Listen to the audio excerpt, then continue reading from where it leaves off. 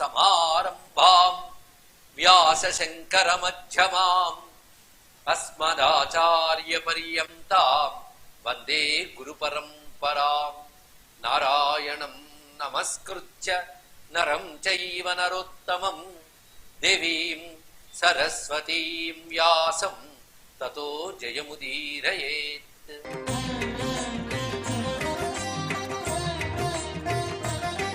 కర్మయజ్ఞం అంతా పూర్తి చేసుకున్నాం. కర్మయజ్ఞం అనగా కాయిక, వాచిక, మానసిక అని చెప్పబడుతూ మానసికమైన యజ్ఞం ఏంటంటే ధ్యానం. ఆ ధ్యానం గురించి చెప్పడమే కర్మయజ్ఞంలో చివరి ఘట్టం. ఈ కర్మయజ్ఞం జ్ఞానానికి, మోక్షానికి సహకరిస్తుంది కనుక ఇది అత్యంత శ్రద్ధతో ఆచరించవలసినది ప్రతివారు కూడా. ఇందులో ధ్యానం గురించి చెప్పేటప్పుడు పరమాత్మ యొక్క దివ్య మంగళ విగ్రహాన్ని శాస్త్రం వర్ణించిన దాన్ని హృదయంలో ధ్యానించడం ఒకటి, అటుపై అన్నిటిలో అంతర్యామిగా పరమాత్మే ఉన్నాడని ప్రతి వస్తువుని బ్రహ్మభావనతో దర్శించుట, ఇది చాలా ప్రధానమైనటువంటి అంశం.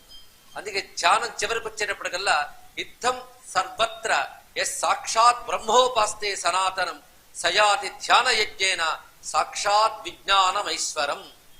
ఎవరైతే సర్వాత్మ భావన కలిగి ఉంటారో, అంటే సర్వమునందు సనాతనమైన బ్రహ్మనే భావన చేయాలి. వీచే గాలిలో, వచ్చే సూర్యునిలో, తాగే నీటిలో, ప్రతి వ్యక్తిలో, ఆకులో, అలరులో, పక్షిలో, జంతువులో, మానవుల్లో అందరిలో బ్రహ్మ ఉన్నాడనే భావన నిరంతరం తెచ్చుకుంటూ ఉండాలి. ఇది సిద్ధపురుషుడికి అయితే వెంటనే కలుగుతుంది బ్రహ్మ భావన, కానీ సాధన దశలో కలగదు. రకరకాల, ఒకటి వర్ణం ప్రకారం, ఆశ్రమం ప్రకారం, వీడు తక్కువ, వీడు ఎక్కువ, వీడు బాగుండాలి, వీడు బాగుండకూడదు, ఇవన్నీ ఏర్పడతాయి. అవి తెంచుకుని బయటపడాలి అంటే మాత్రం బ్రహ్మ భావన ప్రాక్టీస్ చేయాలి. అన్నిట్లో బ్రహ్మమున్నాడు అనేటువంటి భావన చేయాలి. ఆ భావన నిజమైన ఉపాసన. అంటే ధ్యానం ఉపాసన ప్రక్రియకి సంబంధించినదిగా ఉంటుంది. అందుకే ధ్యానంతో పూర్ణం అవుతున్నది. ఇక్కడ బహునోక్తేన కిం సర్వం సమాసేన మయోదితం కురుధ్వం వేద విన్ముఖ్యాః ధ్యాన యజ్ఞం అశంకితాః.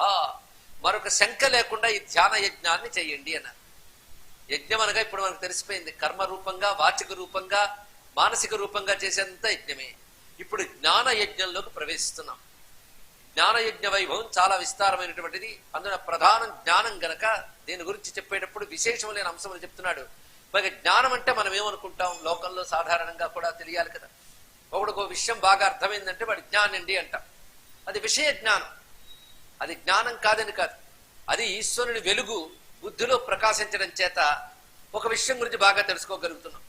ఆ బుద్ధి వాడి యొక్క పురాకృత సుకృతం చేత ఎంత మేరకు శుద్ధమైందో అంతవరకు జ్ఞానం వస్తుందని. అంటే ఆ గాజుని ఎంత శుభ్రం చేస్తే లోపల దీపకాంత అంత అందుకుంటుంది, అవునా లేదా? అది బుద్ధి శుద్ధమైన కొద్దీ ఈ జ్ఞానం కూడా పెరుగుతుంది, లౌకిక జ్ఞానాలు కూడా పెరుగుతాయి. అయితే అవి గొప్పవే. మరి లౌకిక జ్ఞానాన్ని జ్ఞానం అంటామా అంటే ముక్తిహేతువైన జ్ఞానంగా దాన్ని చెప్పరు. వ్యవహారంలో తప్పేం లేదు, వ్యవహారానికి జ్ఞానమే, వ్యవహారానికి అవసరమే. మనం ఇప్పుడు మోక్షం గురించి జ్ఞానం చెప్తున్నాం గనక ఇప్పుడు జ్ఞానం దేనికి, ఎవరికి కావాలి జ్ఞానం? బుద్ధికి కదా, ఆత్మకు కాదు. ఆత్మ జ్ఞాన స్వరూపమేది. అంటే ఆత్మయే భగవంతుడు కనుక భగవంతుడు అంటేనే జ్ఞానం. జ్ఞానం వేరు, భగవంతుడు వేరు కాదు. భగవంతుడు జ్ఞానం కలిగి ఉంటాడా? జ్ఞానమే తానై ఉంటాడు. ఈ రెండింటికి అది తేడా. జ్ఞానం కలిగి ఉండడం వేరు, జ్ఞానం తానై ఉండడం వేరు. ఇది తెలుసుకుంటూ జ్ఞానం అనగా జ్ఞానం బహువిధం ప్రోక్తం వేదార్థ జ్ఞాన పారగై. అనేక రకాల జ్ఞానాలు చెప్తారు సుమా అన్నారు. ఇక పరమాత్మ గురించి విచారణ దశలో ఒక్కొక్కటి స్పష్టం అవుతున్న కొద్దీ దాన్ని జ్ఞానం అని అంటాం. అది పూర్ణ జ్ఞానం అవునా కదా తర్వాత విషయం. ఇలా ఆలోచిస్తూ వేదార్థవేత్తలు రకరకాల జ్ఞానాలు చెప్తారు, కానీ అసలు జ్ఞానం ఒకటి చెప్తున్నాను, ముందు విను, తర్వాత మిగిలిన జ్ఞాన విషయాలు గ్రహించవచ్చు. స్వరూపమేకం విజ్ఞానం శివస్య పరమాత్మనః. శివస్వరూపమే విజ్ఞానము, అంటే పరమాత్మ జ్ఞానమే విజ్ఞానము. పరమాత్మ స్వరూప స్థితిలో ఉన్నటువంటి వాడు. తదేవ మాయా తత్కార్య భేదేన బహుదా భవేత్. ఆ పరమేశ్వరుడు మాయతో అనేక విధములైన యజ్ఞములు లోకక్రియలు చేస్తాడు గనక దాన్ని అనుసరించి జ్ఞానాన్ని కూడా మనం మాయతో కలిపి అనేకముగా చెప్తూ ఉంటాం. ఇక్కడ మాయా అనే మాట వచ్చింది గనక పరమాత్మ, పరమేశ్వరుడు, జీవులు, ఈ మూడింటి గురించి మాట్లాడదాం. పరమాత్మ మాయకు అతీతుడు, కానీ మాయను తన వశంలో పెట్టుకుంటాడు. పెట్టుకుని మాయలో సత్వరజస్తమో గుణాలు ఉంటాయి. ఇందులో కేవల సత్వగుణ శుద్ధ సత్వం ఏదైతే ఉందో దాన్ని ఉపాధిగా తీసుకుని ఈశ్వరుడిగా ఆయన విశ్వ నిర్వహణ చేస్తాడు. అని పరమేశ్వరుని ఉపాధి శుద్ధ సత్వం, జీవుడి ఉపాధి అవిద్య, తమస్సు అంటారు. ఇక్కడ తమస్సులో ప్రతిఫలించిన ఈశ్వర చైతన్యమే జీవుడు. జీవుడు అంటే ఇది అర్థం.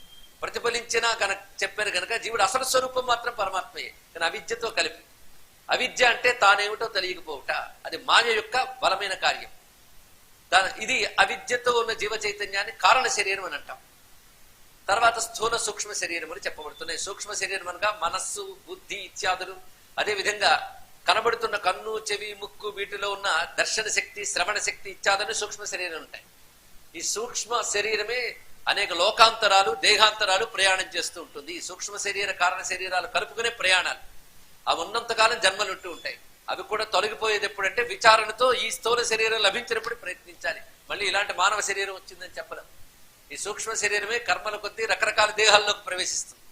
కానీ మానవ దేహం వచ్చిన తర్వాత ఈ స్థూల దేహం ఉన్నప్పుడే ఈ బుద్ధిని వినియోగించని స్థూల సూక్ష్మ కారణ శరీరాలు వివేచన చేసుకుంటూ ఈ మూడింటిలో ఈశ్వర చైతన్యం ప్రసరిస్తున్నప్పటికీ వీటికి విలక్షణంగా ఉంది.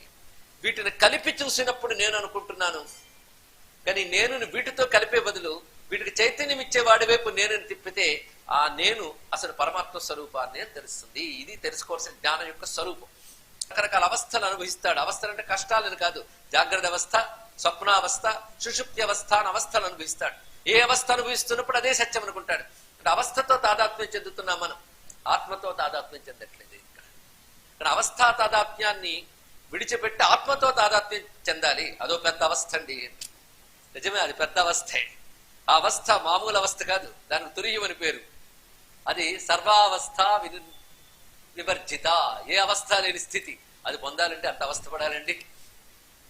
అంటే అవస్థలతో తాదాత్మ్యం విడిచిపెట్టి అవస్థాతీత స్థితికి చేరుకోగలగాలి. అవస్థాతీత స్థితి పరమాత్మది. ఈ నేననే చైతన్యం ఆయనది. అది కాకుండా అవస్థలతో మనం మమేకం అయిపోయాం. మెలకుగా ఉన్నప్పుడు మెలకుతో ఏదున్నామో అదే మనం, నిద్రలో ఉన్నప్పుడు కలలో ఏమున్నామో అదే మనం, సుషుప్తులో అదే మనం అనుకుంటున్నాం. కానీ మూడింటిలో సాక్షిగా ఉంటూ మూడింటికి అంటనిది ఏదో అది నేను అనుకున్నప్పుడు ఈ దేహాదులతో అనుభవించినవేవి దేహాదులకి అనుకుంటాం, కానీ తనకు అనుకోడు. కనుక అవస్థా తాదాత్మ్యము, స్థూల సూక్ష్మ కారణ శరీర తాదాత్మ్యం ఉన్నవాడికే సుఖము దుఃఖం, తాదాత్మ్యం లేనివాడికి లేదు. అయితే ఆ తాదాత్మ్యం మొదలడం అంత సులభం కాదు.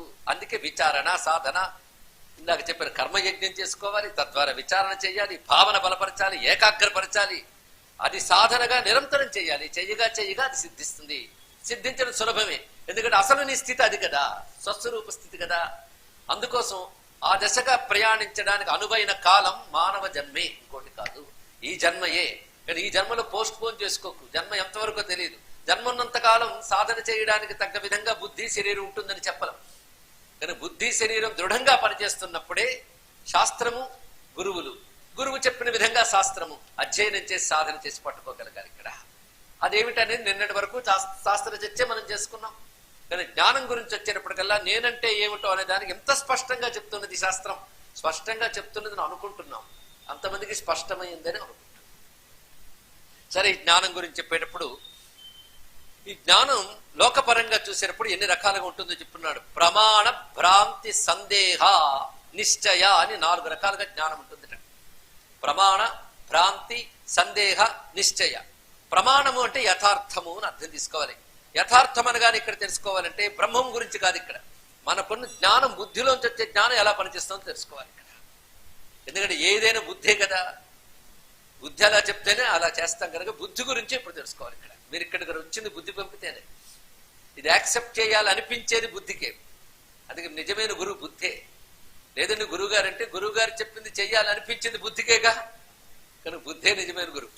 అది బుద్ధిని సరిగ్గా అర్థం చేసుకుందాం. అర్థం చేసుకునేది ఏది? బుద్ధే. కానీ బుద్ధిని అర్థం చేసుకుంటుంది. ఎలాగో చూడండి. మొదటిది ప్రమాణ జ్ఞానం. ప్రమాణ జ్ఞానం అంటే యథార్థ జ్ఞానం అని అర్థం. ఇక్కడ అంటే ఉన్నది ఉన్నట్టు తెలుసుకొనుట అన్నాడు. ఆ యథార్థ జ్ఞానం గురించి కూడా గొప్ప మాట చెప్పాడు. అదుష్టకరణోత్పన్నం విజ్ఞానం, దుష్టము కాని ఇంద్రియాలతో తెలుసుకున్నది యథార్థ జ్ఞానం అన్నాడు. అంటే ఈ కంటితో ఇది చూసేది మైక్ అన్నాం, కానీ ఈ కంటికి చూపు సరిగ్గా లేకపోతే ఇది మైక్ బదులుగా 2 మైకుల్లో కనబడవచ్చు. కొన్ని కంటి దోషాలు ఉంటాయి. అలాగే కొన్ని రకాల కంటి దోషాలు ఏర్పడినప్పుడు రంగులు కూడా కనబడితే వస్తువుకు ఉండదు. కనుక వాడు ఆ రోగం చేత కంటికి అన్ని పసుపుగా కనబడుతుంటే వస్తువులన్నీ పసుపుగా ఉంటాయని వాదించాడు అనుకోండి, దాని భ్రాంతి జ్ఞానం అంటారు. ఇక్కడ ఇంద్రియ దోషం వల్ల తెలుసుకునేది భ్రాంతి జ్ఞానం. దోషం లేని ఇంద్రియాల వల్ల తెలుసుకునేది యథార్థ జ్ఞానం. ఇప్పుడు రెండే కదా. మూడవది సందేహం. ఇది కూడా జ్ఞానమే. సందేహం అంటే ఇదా అదా అనేటువంటి సందేహం అన్నాడు ఇక్కడ. ఇదా అదా అని ఊగిసలాట ఏదైతే రెండు విరుద్ధ అభిప్రాయాలు ఏర్పడతాయో కోటిద్వయావలంబి అన్నాడు ఇక్కడ. అటు ఇటు ఊగిసలాటం అంటే ఏది తెచ్చుకోలేకపోవడం. ఏది తెచ్చుకోలేకపోవడం కూడా బుద్ధి యొక్క క్రియే కదా. జ్ఞానస్వరూపమైన బుద్ధికి మూడు రకాలు చెప్పారు: యథార్థ, భ్రాంతి, అటు తర్వాత సందేహం. ఇక నాలుగవది నిశ్చయం. ఈ నిశ్చయం ఉన్నది, ఇది చాలా ప్రధానమైనది. నిశ్చయం అంటే ఇత్తమేవేదమిత్యేవం రూపం యత్స్ఫురణం బుధాహ. బుద్ధికి ఇది ఇదే, ఇది ఇలాగే అని ఏదైతే స్ఫురిస్తుందో దాన్ని నిశ్చయం అంటారు. అలా బుద్ధి నిశ్చయించుకున్న దాన్నే పట్టుకుంటుంది. ఈ మార్గం గొప్పది, లౌకిక మార్గం కావచ్చు, మీరు ఎంచుకున్నది ఏదైనా ఇది గొప్పది, ఇది నిజమే అని స్పష్టంగా తెలుసుకుంటే దానిపై నిశ్చయ జ్ఞానం. ఇప్పుడు ఆ నిశ్చయ జ్ఞానంతోనే మన పరమాత్మ కూడా తెలుసుకోవాలి. ఈ నిశ్చయ జ్ఞానం గాని మరొక విధంగా నిశ్చయం అయితే, నిశ్చయం అంటే అంతా బ్రహ్మమయం అనేటువంటి నిశ్చయానికి వస్తే దాన్ని సమ్యక్ దర్శనం అంటారు సుమా అన్నాడు ఇక్కడ. కనుక ఇప్పుడు నిశ్చయ జ్ఞానం సమ్యక్ దర్శనం చేసుకునే ప్రయత్నం మనం చేయాలి. నిజానికి లౌకిక స్థాయిలో కూడా ఇప్పుడు చెప్పినటువంటి 4 రకాలు జ్ఞానాలు ఉంటాయి: యథార్థ, భ్రాంతి, సందేహ, నిశ్చయ అని ఉంటాయి నాయన అన్నాడు ఇక్కడ. ఇప్పుడు బుద్ధి కొన్ని ప్రమాణాలతో కొన్ని తెలుసుకుంటూ ఉంటుంది. ప్రమాణములు అంటే దేని సహాయంతో ఒక విషయాన్ని మనం స్పష్టంగా తెలుసుకోగలము, దాని ప్రమాణము అని అంటాము. మొదటి ప్రమాణం ఏమిటి? ప్రత్యక్ష ప్రమాణం అన్నారు ఇక్కడ. ప్రత్యక్షము అనగా కంటికి ఏది కనబడుతుందో, ఇంద్రియాలకు ఏది కనబడుతుందో అదే సత్యము. ఇది మొదటి లెవెల్. కొందరు ఈ లెవెల్లోనే చచ్చే వరకు ఉంటారు, అలాగే చేస్తారు. అది జ్ఞానమా అంటే జ్ఞానమే కానీ జ్ఞానం కాదు. వాడు ప్రత్యక్షవాది అంటే కనబడేదే సత్యం అంటాడు, కనబడనేది ఏది ఒప్పుకోడు. ఇక్కడ అంటే భగవంతుడు గాని పుణ్యపాపాలు గాని ఇవేవి ఒప్పుకోడు, కనబడేదే సత్యం అనుకుంటుంటాడు. ఇది ఒక విధంగా భ్రాంతికి కూడా హేతు అవుతుందండి. అది కొంచెం ఆలోచిస్తే ప్రతి వారికి తెలుస్తుంది. కానీ ప్రత్యక్ష ప్రమాణంతో కొన్ని తెలియబడతాయి. ఎలాగంటే నిప్పు వేడిగా ఉండును, దానికి శాస్త్రము ఉపన్యాసం అక్కర్లే, ఇంద్రియములకు తెలిసిపోతుంది. అక్షం అంటే ఇంద్రియం, ప్రతి అంటే ఇంద్రియములకు తెలియబడినది ప్రత్యక్ష ప్రమాణం. ఇక తర్వాత చెప్పబడుతున్నది అనుమాన ప్రమాణం. ఇవి ప్రమాణములండి. అనుమాన ప్రమాణం అంటే ఒక దాన్ని చూసి ఇంకొక దాన్ని ఊహించుట. అంటే పొగ చూసాం, వెంటనే నిప్పు ఉంటుందని తెలుసుకుంటున్నాం, నిప్పు కనబడకపోయినా.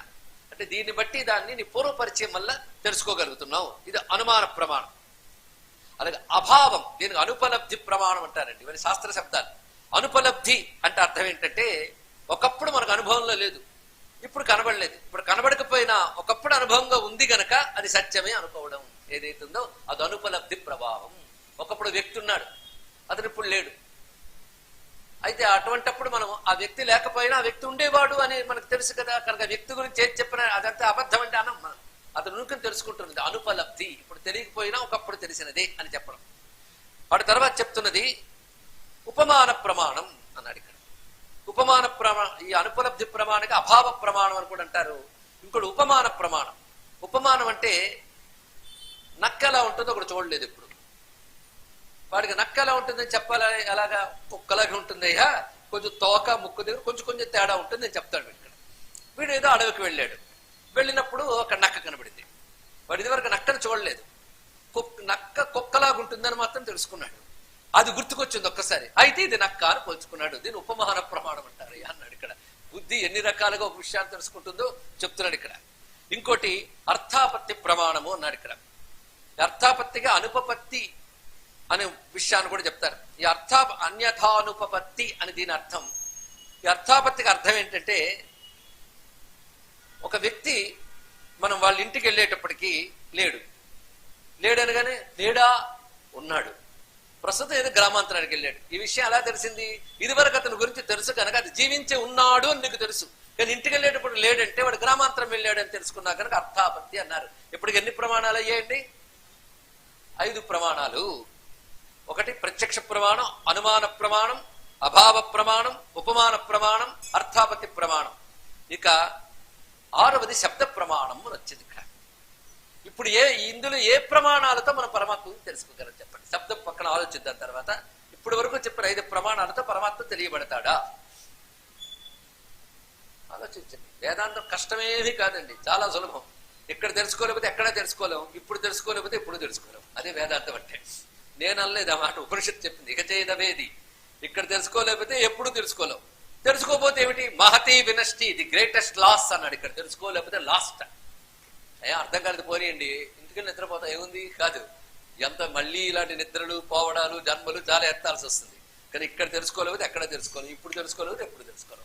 అదే సులభంగా చెప్తున్నాడు. ఇప్పుడు ఆత్మ గురించి లేదా బ్రహ్మము గురించి చెప్తూ ఉన్నాం. ఇందులో చెప్పిన ఏ ప్రమాణంతో పరమాత్మను తెలుసుకోగలం? ఏది తెలియబడదు. ఉపమానంతో కూడా తెలియబడదు. ఉపమానం ఏమిటి చెప్తారు? పరమాత్మతో సమానమైన మరో వస్తువు ఉంటే ఉపమానం వస్తుంది. దీనికి తగిన వస్తువు లేదుగా. నక్క గురించి తెలుసుకుంటే కుక్కను వస్తువు ఉంది. కుక్క తెలుసు కనుక నక్క తెలిసింది. టమాటా చూడలేదు, ఈ మిరపకాయలాగా ఎర్రగా ఉంటుంది అన్నాం, కానీ మిరపకాయల వస్తువు ఉంది కనుక టమాటా తెలిసింది. పరమాత్మ వస్తువా? ఒక వస్తువులా ఉంటాడు, కానీ ఉపమానం కూడా తప్పే. కానీ ఇందులో చెప్పినవన్నీ తప్పే. మరి ఎలా తెలుసుకోవడం పరమాత్మ గురించి? ఇవన్నీ బాహ్య వస్తు విషయ జ్ఞానానికి పనికొస్తున్నాయి. సాధారణంగా మనం సైన్సెస్ అనుకునేవి, మనం చదువుకునే చదువులన్నీ కూడా ఈ ప్రమాణాలతోనే పెడుతూ ఉంటాయి. ఇంకోటి లేదు. ఎంత అద్భుతంగా చెప్తున్నాడు. మరి పరమాత్మ అనేది అసలు వస్తువు కదా, తెలుసుకోవాల్సింది అదే కదా, ఇవన్నీ మిచ్చే కదా, నిన్నటి వరకు మీ అఘోరింపు అదే కదండి 15 రోజులు అని అంటే, నాయన మహానుభావ, దానికి ప్రమాణం శబ్ద ప్రమాణమే ప్రమాణం. అది అనుభవానికి వచ్చే వరకు శబ్దమే ప్రమాణం. శబ్దం అనగా శాస్త్రవాక్యం. శాస్త్రవాక్యానికి మరొక మాట ఆప్తవాక్యం. శాస్త్రవాక్యానికే మాట ఆప్తవాక్యం అండి. ఆప్తులు చెప్పే మాట ప్రమాణం. ఎందుకంటే ఫలానా తాగితే ఒంటికి మంచిది. నువ్వు అది ఎక్స్పెరిమెంట్ చేయడం కాదు. మా అమ్మ చెప్పింది, మా నాన్న చెప్పాడు, మా గురువు చెప్పాడు, అంతే. అది నువ్వు అనుభవానికి వచ్చిందా లేదా అనవసరం. ఏ శంక లేకుండా ఎందుకు పుచ్చుకోగలిగేవంటే ఆప్తులు చెప్పారు గనక ఇది సత్యమే అనేటువంటి ఒక విషయం. అప్పుడు నువ్వు ఇందులో ఏ ప్రమాణము వాడలేదు, ఆప్తవాక్యమే ప్రమాణంగా వాడాలి. ఆప్తవాక్య ప్రమాణం అంటారు. ఆప్తులంటే ఎవడో చెప్పిన మాట కాదు. మన పక్కింటి వాడు చెప్పాడండి ఆత్మ లేదని, వాడు ఆప్తుడు, నాకు అందుకే నమ్మనంటే అదా ప్రమాణం? పక్కింటి వాడు ప్రమాణం అండి. ప్రమాణం ఏదయ్యా అంటే ఎవడు బుద్ధికి ఇందాక చెప్పినటువంటి సందేహ భ్రాంత్యాది దోషములు లేవో వాడు చెప్పాలి. వాడెవడు అంటే సిద్ధి పొందిన మహాత్ములు, వాళ్ళు చెప్పాలి. వాళ్ళ పేరు ఋషులు. ఋషులే మనకు అసలైన ఆప్తులు. వాళ్ళు చెప్పిన వాక్యాలే ఋషి వాక్యాలు, వాళ్ళు చెప్పినవే ఆప్త వాక్యాలు. ఇది తెలుసుకోవాలి. అవి ఎక్కడ చెప్పారు? వేదములో చెప్పబడుతున్నాయి. వేదానుసారి అయినటువంటి స్మృతి పురాణ ఆగమాదుల్లో చెప్పబడుతున్నాయి కనుక వేదవాక్యానికే శబ్ద ప్రమాణము ఆప్త వాక్య ప్రమాణము అంటారు. శబ్ద ప్రమాణం అన్న వాక్య ప్రమాణం అన్న చెప్పబడుతున్నాయి. ఇందులో మళ్ళీ 2 ఉన్నాయి. శబ్ద ప్రమాణంలో 2. ఒకటేమిటంటే విశేషంగా విధి రూపాని చాన్యాని కానిచిత్ ద్విజపుంగవాహ సిద్ధార్థ బోధకాన్యేవ తత్రైవం సతి బాడవాహ కర్తవ్య విషయ ఏవ నిషేధ విధయోపివా అన్నాడు. అంటే ఇందులో విధిరూప వాక్యములు, సిద్ధార్థ బోధక వాక్యములు అని 2 ఉంటాయి శబ్ద ప్రమాణంలో. విధిరూప వాక్యములు అంటే నువ్వు ఇది చెయ్యి, నువ్వు ఇది చెయ్యకు, ఇది చేస్తే మంచిది, ఇది చేస్తే చెడ్డది అని చెప్పేది విధి నిషేధాలు. ఇవి ధర్మానికి సంబంధించిన వాక్యాలు.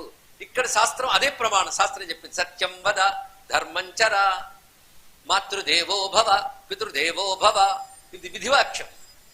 అంటే సత్యాన్ని పలుకు అని చెప్పేటప్పుడు విధివాక్యం. ఎందుకు పలకాలి అని చర్చ చేయకూడదు, ఎందుకంటే శాస్త్రం చెప్పింది కనుక వాక్యం అది. ధర్మంచర, ధర్మాన్ని ఆచరించి ఎవరు చెప్పారు? శాస్త్రం చెప్పింది. స్వాధ్యాయ ఆన్మా ప్రమద, ఎప్పుడు అధ్యయనం విడిచిపెట్టకయ్యా, శాస్త్రం చెప్పింది కనుక చేస్తారు. మాతృదేవో భవ, అమ్మ దేవుడే ఏంటండి, వేదం చెప్పింది కనుక దేవుడే అని విధి నిషేధ వాక్యములు. ఇలా చెయ్యకయ్యా, తప్పు పలకకు, అసత్యం పలకకు అని కూడా వేదం చెప్తుంది. అక్షయ్ మహాదివ్య, జూదం మీద బ్రతకకు, కృషి మత్కృషస్వ, కృషి చెయ్యు అని చెప్పింది.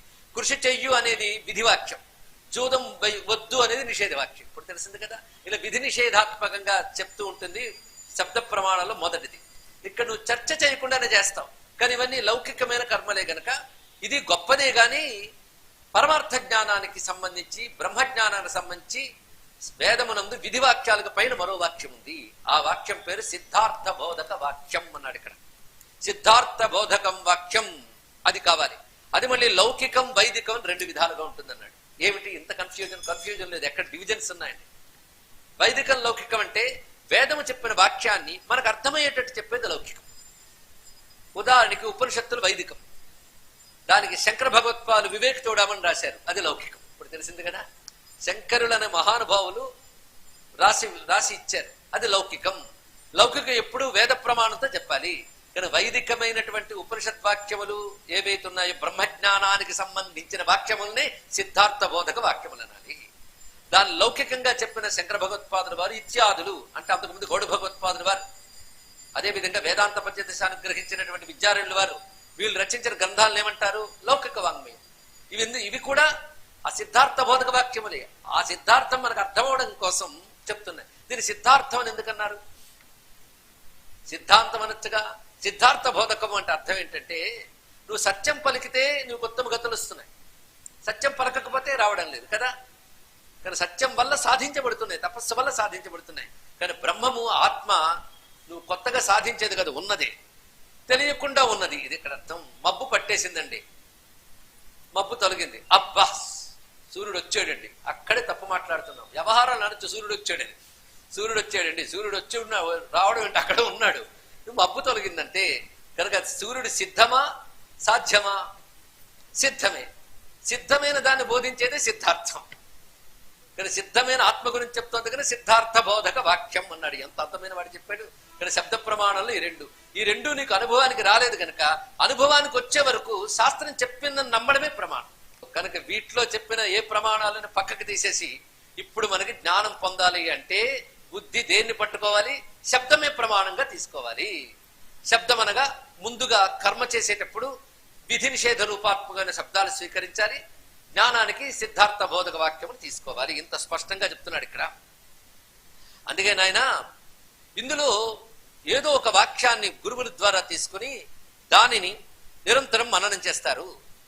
ప్రత్యక్షాది ప్రమాణాన్ని పంచచ బ్రాహ్మణోత్తమాహ కర్తవ్య విషయం వాక్యం అనాత్మ విషయానితో. అందులో ముందు చెప్పినటువంటి 5 ప్రత్యక్షమే అని చెప్పుకోవాలి. వాటిని కూడా ప్రత్యక్షాదులతో కూడినవి అంటే అర్థాపత్తి వరకు ఇవన్నీ కూడాను అనాత్మ విషయములే చెప్తాయి. ఆత్మ తప్ప అన్ని చెప్తాయి. శబ్ద ప్రమాణం మొదటిది కర్తవ్య విషయం, అది కర్తవ్య విషయం. కానీ అది ఆత్మలు చెప్పట్లేదు కనుక దాన్ని అనాత్మ కింద తీసేయండి. అంటే ఇప్పుడు మనకు మిగిలింది ఏమిటి? శబ్ద ప్రమాణంలో కూడా సిద్ధార్థ బోధక వాక్యములే దీనికి ప్రమాణం. అది పరాగర్థైక నిష్ఠత్వాత్ ప్రత్యక్వాత్ ఆత్మవస్తునః అత ప్రత్యక్ష పూర్వైస్తు ప్రమాణైరఖిలైరపి ప్రత్యగ్భూత శివోజ్ఞాతం నసఖ్య సర్వజంతుభిః. స్పష్టంగా చెప్పాడు. ఈ సిద్ధార్థ బోధక వాక్యం ఏం చేస్తుందంటే పరాక్ అర్థైక నిష్ఠత్వాత్ ప్రత్యక్వాత్ ఆత్మవస్తునః. ఈ పరాక్ అర్థం, పరాక్ అంటే బహిర్ముఖ అర్థములే చెప్తా మిగిలిన ప్రమాణాలు. అలా కాకుండా ప్రత్యక్షాది ప్రమాణములు పరాకుని చెప్తా అంటే బహిర్ముఖమైన వస్తువుని చెప్తాయి. ఇది ప్రత్యక్ అయినటువంటి విషయాన్ని చెప్తుంది అన్నాడు. ప్రత్యక్ అంటే అంతర్ముఖం చెయ్యగా ఇంద్రియాలు, ఆ లోపల ఉన్నటువంటి మనస్సు మొదలైనటువంటి సూక్ష్మేంద్రియాలు, ఆ వెనకాల ఉన్నటువంటి ప్రాణము ఇత్యాదులు, వీటన్నిటికీ ఆవలుండేటువంటి ఆత్మ. కనుక వెనక్కి తిరిగితే తెలిసేది కనుక దాన్ని ప్రత్యక్ అంటారు. ముందుకొస్తే తెలిసేది కనుక ప్రపంచాన్ని పరాక్ అంటారు. మన లోక వ్యవహారంలో ఏనైనా పరాగ్గా ఉన్నావా అంటారు. ఇక్కడ అందరం పరాగ్గానే ఉన్నాం, ఏ సందేహం లేదు. ఎప్పుడూ పరాగ్గానే ఉన్నాం. లోపలికి చూపు తిప్పిన వాళ్ళందరూ పరాగ్గా ఉన్న వాళ్ళే. లోపలికి చూపు తిప్పిన వాళ్ళు పరధ్యానం చేస్తున్న వాళ్ళు. అదే పరధ్యానంలో ఉన్నాడండి అంటారు. ఇవన్నీ శాస్త్రజన్య శబ్దాలు మన జీవన వ్యవహారంలో ఎలా కలిసిపోయే చూడండి. ఇక్కడ వాటికి అర్థాలు తెలుసుకున్న వేదాంతం తెలిసిపోతుంది ఉద్దేశంలో మన పెద్దవాళ్ళు దాని వ్యవహారంలో పెట్టేశారు. కానీ ఇప్పుడు దానికి కూడా అవకాశం లేదు. మాటలు మార్చే దేవుడు మూడీగా ఉన్నాడండి. పోయే అందమైన శబ్దాలు అవేనో వ్యవహారంలోకి తీసుకురండి. కనీసం అవి గ్రహించగలిగితే, అంటే దీన్ని బట్టి శాస్త్రము జ్ఞానము మన బ్రతుకులో ఒకప్పుడు ఎలా కలిసిపోయింది. అది భాష బ్రతకాలి, భాష బ్రతికితే సంస్కృతి బ్రతుకుతుందని చెప్పడం. అది భాషలో మీనింగ్ కాదు, అందులో ఒక పరంపర ఉంటుంది, ఒక సంస్కారం ఉంటుంది, ఒక ఆత్మ యొక్క నాదం ఉంటుంది, వాళ్ళ సంప్రదాయం ఉంటుంది. అదే భాషా సంప్రదాయ అవిభాజ్యాలు. కొన్ని పదాలు అనువాదం చెయ్యలేరు. ఇది తెలుసుకోవాల్సిన గొప్ప విషయం. బ్రహ్మ శబ్దానికి తగ్గ పదం ఇతర భాషల్లో లేదు. ఎందుకంటే బ్రహ్మ భావనయే ఇతర సంస్కృతులకు తెలియదు. అంత సంపూర్ణ దేవుడు, పరమాత్మ, పరమేశ్వరుడు, బ్రహ్మము, ఆత్మ, ఇన్ని శబ్దాలుగా జ్ఞానాన్ని మనకు అందించినటువంటి సనాతన ధర్మంలో పుట్టడం మనం చేసుకున్న అదృష్టం. ఇలా తెలుసుకుంటూ ఆ ప్రత్యక్ దృష్టిలోకి వెళితే ప్రత్యగ్భూత శివ, ప్రత్యగ్భూతంగా ఎవడున్నాడు వాడు శివుడు. మరి ఆత్మ అన్నారంటే అదే శివుడు. మరి విష్ణువు అనలేదండి, ఆ విష్ణువే శివుడు. ఇది తెలుసుకో.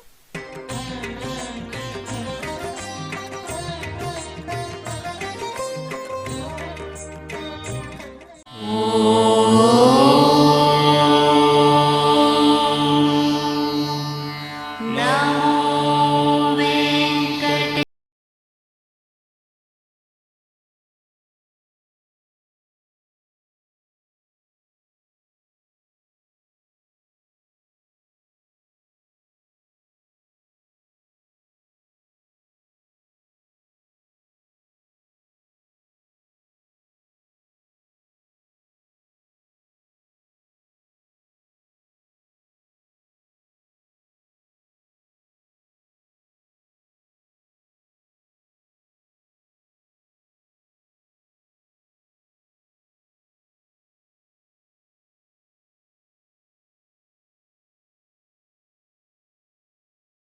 నమో